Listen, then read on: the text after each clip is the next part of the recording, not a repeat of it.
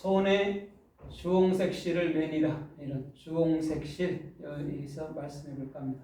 주홍색 실은 테레아 샤니예요. 샤니가 실이고 테레아가 붉은색이에요. 그럼 테레아가 뭐냐면 타부예요. 타부. 타부는 십자가를 정확히 얘기하고 있거든요. 그게 붉은색이에요. 그래서 십자가에서 예수님이 물과 피를 다 흘려버리죠. 그래서 그것 십자가를 읽히고 그 십자가로 말미암아 이제는 예수께 대답을 받는 것이 테레아예요. 그게 붉은이에요. 그 다음에 샤니는 쉔이라는 둘째 요거하고 똑같거든요. 샤니는 뭐냐면 쉰, 눈, 요드예요. 쉰은 성경 66권이 누구로? 예수 그리스도로 우리 안에 규정되는 거예요. 그 다음에 예수와를 증거하는, 또 넘겨주는 사역하는 게 샤니, 그게 실이에요. 그래서 우리가 왜 저쪽에 그쵸, 우리나라하고 뭐 유라시아를 잇는 뭐 실크로드라고 얘기하는 게 그거죠. 그죠? 뭐 그 비단을 갖고 왔다라는 거죠. 근데 그것이 실상은 한오란을 짜진 거죠. 그죠? 그 중에서 최고 좋은 거는 이제 그 뭐죠? 우리가 누에에서 나는 그게 아마 최고 좋은 세마포이기도 하죠. 한오란을 짠 것이죠. 그래서 실이라는 건 그럼 뭘까요? 홍색 실을 얘기했는데 홍색 실을 그 손에다 맸다라고 얘기했잖아요. 그죠? 홍색 실이 뭘까요? 이게 옷을 만드는 거예요. 그러면 성경 창세부터 요한계시록까지 이게 다 한 홀로 연결되어 있는 거예요. 그게 말씀통이라고 얘기해요. 그걸 지금 세라가 그것을 먼저 손을 내밀었을 때 묶고 나온 거는 실상은 늦게 나오거든요. 베레스부터 나오고 세라부터 나와요. 근데 분명하게 뭐라고 그래요? 세라에게 홍색 실을 매었더라라고 얘기를 한단 말이에요.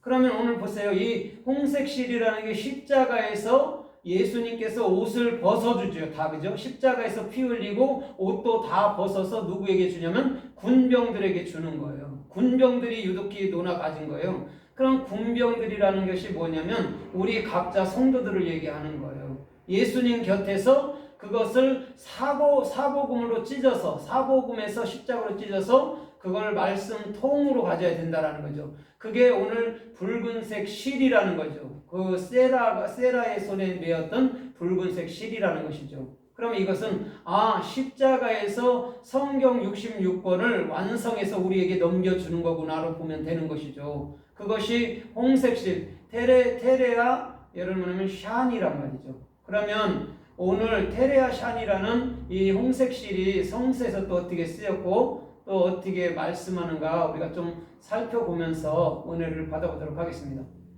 출애굽기 25장에 보면 주님께서는 아론과 모세를 통해서 성막을 만들 때에 성막에 뭐냐면 아마실도 또 주홍색 실도 자주색 실도 또 금도 또 은도 놋도 또 각종 여러분의 동물의 털 이런 것들을 갖다 바치라고 얘기하거든요.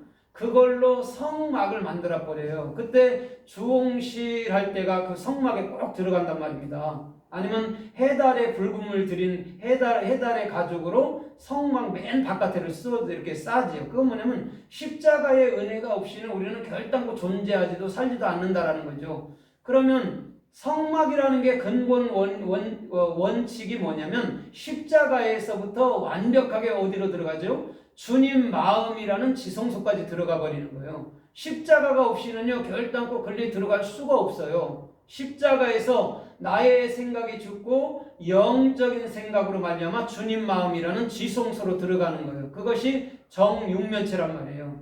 긍휼의 자리가 있고 그 밑에는 말씀이 있는데 아론의 쌍난 지팡이 10계명 또 만나가 있었다라는 거죠. 그건 다 하나님의 말씀의 은혜, 하나님의 말씀의 부활 이런 거를 말한단 말이죠. 그래서 주님께서는 성막에 항상 주홍색 실을 쓰게 있는 거예요. 십자가가 빠지면요 이 세상 것들은 존재하지 않아요. 그러면요 십자가는요 태초애와 상고애예요.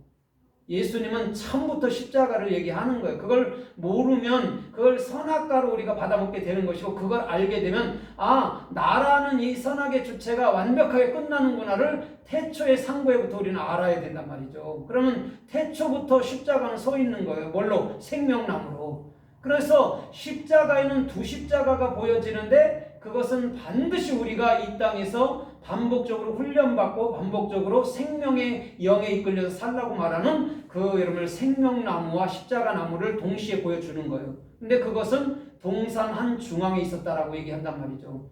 오늘 저와 여러분들의 중심에 십자가가 세워지고, 그 십자가가 뭘로요? 생명나무로 세워져서 오늘도 말하는 것마다 생명과일이 돼야 되는 거죠. 그것이 홍색실이 정확히 여러분들 이루어진 그 성막의 중심이기도 하다는 것이죠.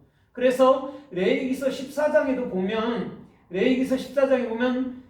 나병 환자에게 필요한 게 있어요. 나병 환자에게 필요한 게 뭐냐면 정한새 2마리예요.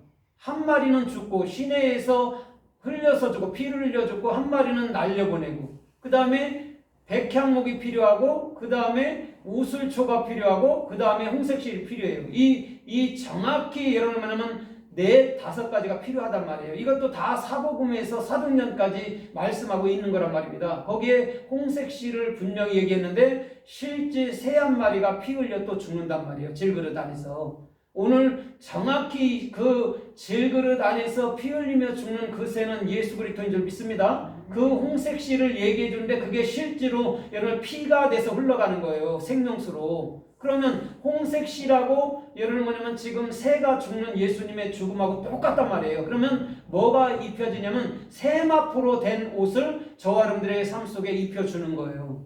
그게 벌거벗고 다니는 수치를 가려준다라고 얘기하는 거예요. 그래서 요한계시록 19장 8절에도 뭐라고 그래요? 이 깨끗한 세마포는 그래요. 뭐래요? 성도들의 의로운 행실이다. 의로운 삶이다. 라고 얘기를 하는 거예요.